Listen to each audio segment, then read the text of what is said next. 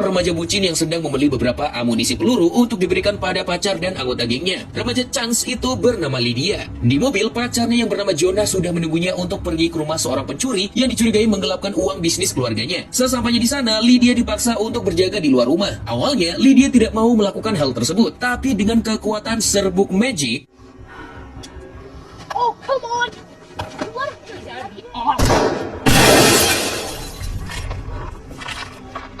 tak berselang lama, Lydia mendengar suara tembakan dari dalam rumah. Akhirnya, ia pun memutuskan untuk mengecek keadaan Jonah yang dari tadi mencoba menangkap target mereka. Ternyata, pencuri itu adalah seorang ibu parubaya yang tak berdaya. Ia berkali-kali menjelaskan bahwa ia bukanlah pencuri uang keluarga Jonah. Jonah yang tidak percaya dengan si ibu, kemudian menyuruh Lydia untuk membunuhnya demi membuktikan cintanya pada Jonah. Tapi karena Lydia sedang dilanda ketakutan melihat sikap Jonah yang kejam, Murderer, baby.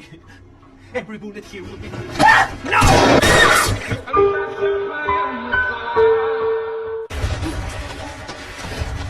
Lydia yang panik dan takut pun memutuskan untuk kabur dari sana. Beberapa hari setelah kejadian, kita diperkenalkan dengan om-om kucel bernama Ling. Ia adalah ayah dari Lydia, sekaligus mantan pecandu alkohol berat, juga mantan tentara veteran di Perang Vietnam. Terlihat Ling yang sedang merayakan ulang tahunnya di komunitas rehabilitasi. Ia mengatakan bahwa ia bersyukur bisa diberikan kesempatan untuk keluar dari penjara setelah 2 tahun lamanya menjadi pemimpin di penjara itu. Ling sekarang tinggal di pemukiman orang pinggiran, yang membuat ia bisa berteman baik dengan komunitas rehabilitasi yang bernama Kirby. You know we've been divorced 3 years. I come home from work with that man sitting up. I got no intention of going back. Ling menghabiskan waktunya untuk bekerja sebagai tukang tato rumahan. Dari dalam rumahnya, kita bisa melihat usaha Ling yang mencari anaknya si Lydia lewat selebaran pencarian orang hilang. Saat sedang menikmati secangkir kopi senja di sore hari, Ling mendapat telepon dari Lydia yang meminta uang sebanyak 30 juta rupiah kepadanya. Ling yang mendengar permintaan anaknya itu lalu menanyakan apa tujuan anaknya meminta uang sebanyak itu. Kamu pikir saya ikut super deal? Lydia hanya mengatakan bahwa hidupnya sedang terancam. Mengetahui keadaan anaknya yang sedang dalam bahaya, Ling menawarkan Lydia untuk bertemu dengannya.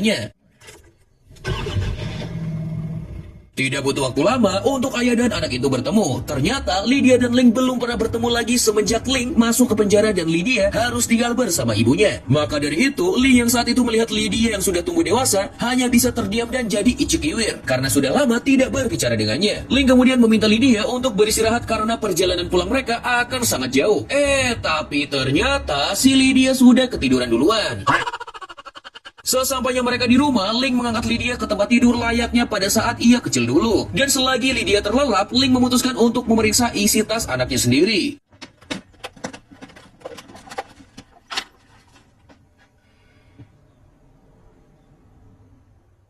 Keesokan harinya, Lydia menceritakan alasan kenapa ia butuh 30 juta. Ia berencana untuk lari dari negara ini dan memulai hidup baru. Ling yang mendengar hal itu menanyakan siapa yang mengejar anak kesayangannya itu. Lydia kemudian mengatakan bahwa ia sedang dicari banyak gangster karena ia dituduh mencuri uang dari pacarnya yang sudah mati. Ling pun berjanji pada Lydia ia akan memberikannya 30 juta asalkan dia menang super deal.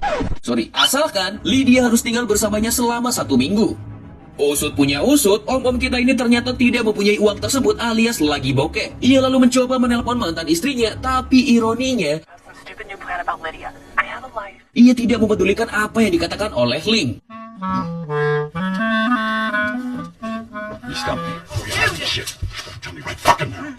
Paginya keadaan menjadi lebih kacau dikarenakan Lydia lagi-lagi mengkonsumsi serbuk magic yang membuat Ling naik pitam. Ling juga tidak ingin polisi menangkap anaknya karena ia sendiri masih dalam pengawasan pihak kepolisian. Ling lalu menelpon dan meminta bantuan pada Kirby, tapi sohibnya itu hanya bisa menyarankan bahwa solusi terbaik bagi Ling adalah membawa Lydia ke kantor polisi untuk direhab. Karena seperti yang kita tahu bahwa polisi tidak bisa sepenuhnya dipercaya. Ini yang saya maksud polisi di film ya, bukan di dunia nyata. Ling tidak memedulikan apa yang dikatakan oleh Kirby. Singkat waktu, malam pun tiba. Ling yang masih bingung kemana harus mencari uang sebanyak 30 juta itu hanya bisa duduk melamun. Dan tiba-tiba, para gangster itu awalnya menanyakan apakah mereka bisa membuat tato malam ini, tapi Ling hanya menjawab kalau tempatnya sudah tutup. Namun Ling tahu jika tujuan para gangster adalah menangkap putrinya.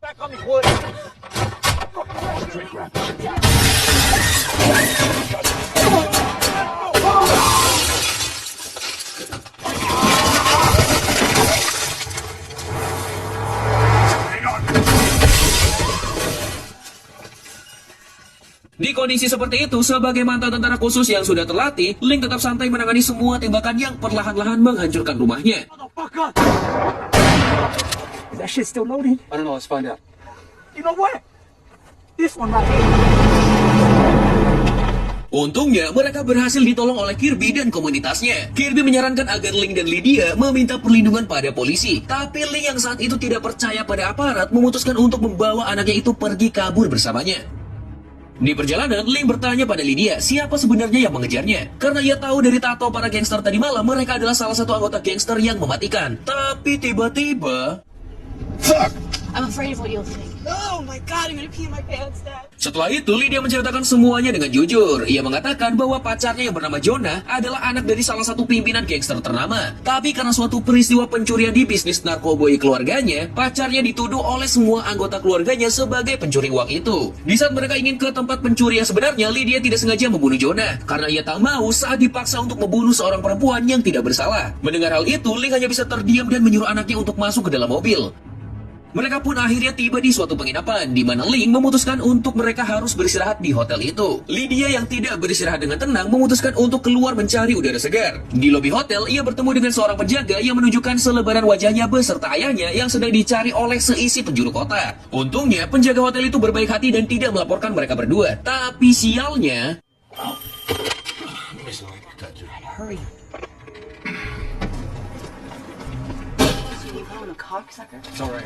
Dick, I always fucks the night guy. Take the back door. Here. I didn't see you. Penjaga hotel itu pun menawarkan mereka jalur aman melewati kamar belakang, di mana Link bisa memantau keadaan luar. Di luar hotel, kita diperlihatkan bahwa ternyata para polisi mengikuti mobil yang dibawa Link. Dan tiba-tiba...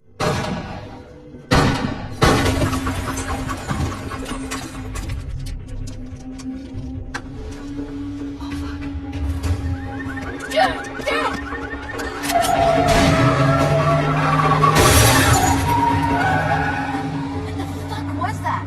Mereka berdua pun berhasil mendapatkan mobil, tapi tanpa diduga, seorang gangster yang mengejar mereka ternyata adalah gangster yang paling mengerikan yang pernah ada. Orang itu bernama Sicario. Melihat bahwa seorang Sicario memburu mereka berdua, Link langsung menanyakan siapa nama dari pacar anaknya itu.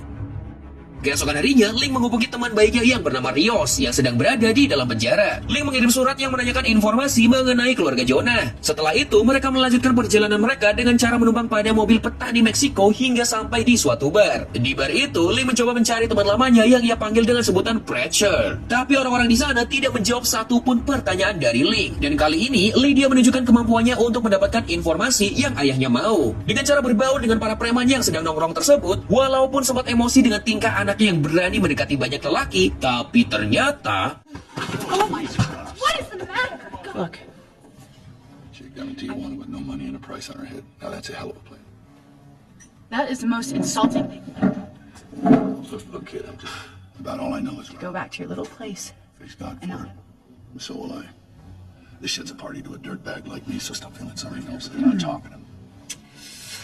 I got the address. Tidak butuh waktu lama, mereka berdua sampai di tempat Preacher. Ternyata Preacher adalah aki-aki tua penganut Nazi yang mendapatkan banyak uang dengan cara menjual beberapa alat perang antik. Link meminta perlindungan Preacher untuk ia dan anaknya yang sedang dikejar oleh gangster. Preacher mengiyakan permintaan Link itu. Ia juga mengingatkan bahwa teman-teman lama mereka datang untuk mengajak Link mabuk-mabuk malam hari ini. Di saat ayahnya sedang sibuk bernostalgia dengan teman-teman lamanya, Lydia didatangi oleh Preacher yang menceritakan seberapa hebat ayahnya dulu pada saat Perang Vietnam. Ternyata ayahnya menjadi pecandu alkohol dikarenakan trauma perang yang ia alami. Tapi sepanjang sejarah Preacher mengenalnya, Link selalu menceritakan hal-hal indah dan lucu mengenai Lydia kepada teman-teman perangnya. Mendengar hal itu, Lydia datang ke tempat Link yang sedang memoles motor lamanya yang ia tinggalkan di tempat Preacher. Di sana ia mengatakan bahwa ia sangat menyayangi ayahnya walaupun Link sempat absen untuk beberapa tahun untuk menjaganya. Morning, Link. The past is long gone. Ternyata Link dikhianati oleh Preacher karena Preacher melihat kepala teman itu dihargai puluhan juta dolar. Link yang melihat itu kecewa pada Preacher karena ia selalu mengingat pada saat mereka perang dulu. Ia berkali-kali melindungi temannya itu dari peluru memakai badannya sendiri sebagai tameng. Tapi apalah daya, air susu dibalas air Jordan. Mengetahui Preacher yang berkhianat padanya, Link memutuskan untuk mengambil motor lamanya dan membawa pergi anaknya. Tapi tanpa ia sadari, mereka diikuti oleh anak buah Preacher.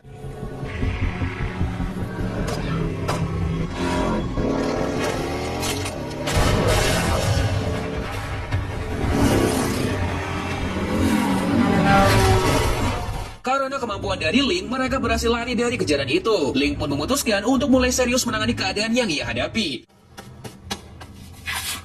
Beberapa saat kemudian, Ling ingin pergi ke penjara untuk menemui Rios agar ia bisa bertanya mengenai Jonah. Ia meminta Lydia untuk mengubah warna rambutnya agar tidak gampang dikenali oleh orang lain. Lydia saat itu takut ditinggal oleh ayahnya sendirian, tapi Ling menenangkannya dengan cara memberikan nomor Kirby yang bisa menuntun Lydia ke tempat yang lebih aman.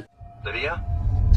Kirby? Tak berselang lama dari kepergian Ling, Lydia ditelepon oleh Kirby yang memintanya untuk pergi ke tempat yang lebih ramai. Dikarenakan Kirby baru saja mendapat informasi bahwa hotel yang mereka tempati sudah terlacak oleh para gangster. Di tempat lain, Ling bertemu dengan Rios di penjara. Rios memberitahu bahwa keluarga Jonah adalah keluarga gangster yang lumayan ditakuti. Tapi Rios kembali menenangkan Ling dikarenakan keluarga Jonah sebenarnya sangat membenci Jonah. Dikarenakan ia adalah dalang dari beberapa penggelapan uang di keluarganya. Ling yang mendengar itu akhirnya mengerti bahwa anaknya hanya dijadikan sebagai kambing hitam oleh pacarnya. Rios pun kembali menerangkan bahwa ia akan memberitahu keluarga Jonah bahwa sebenarnya Lydia hanya dimanfaatkan oleh Jonah agar Ling dan Lydia bisa kembali hidup dengan tenang.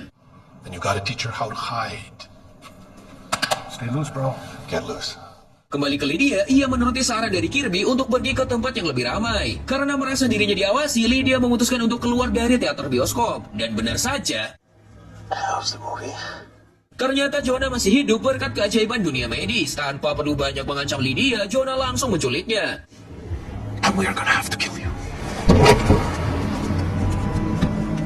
Tak berselang lama, Ling mendapat telepon dari Kirby yang ternyata sedang diculik oleh Jonah. You should start drinking again. Who the fuck is this?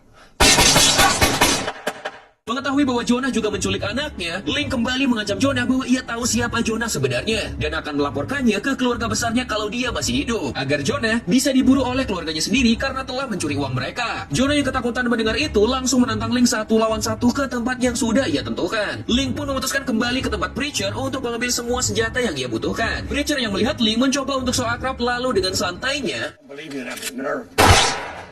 di sana juga, ia mendapatkan telepon dari Jonah yang memberitahu lokasi pertemuan mereka yang akan menjadi pertarungan terakhir antara mereka berdua. Sesampainya Ling di tempat Jonah, ia memarkir motornya tepat di hadapan mobil para gangster itu. Di sana juga ada Sicario yang ternyata ada di pihak Jonah.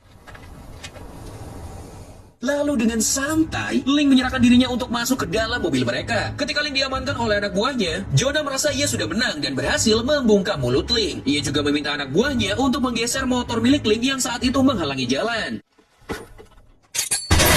Setelah ledakan itu, terjadi baku tembak antara Ling dan semua anggota gangster.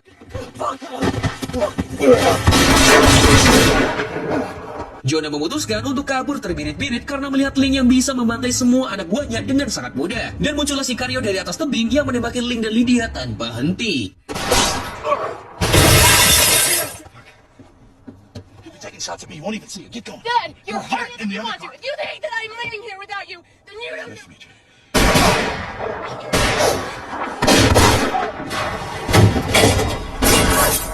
Oh, fuck. Daddy. Oh. Be still. He's married.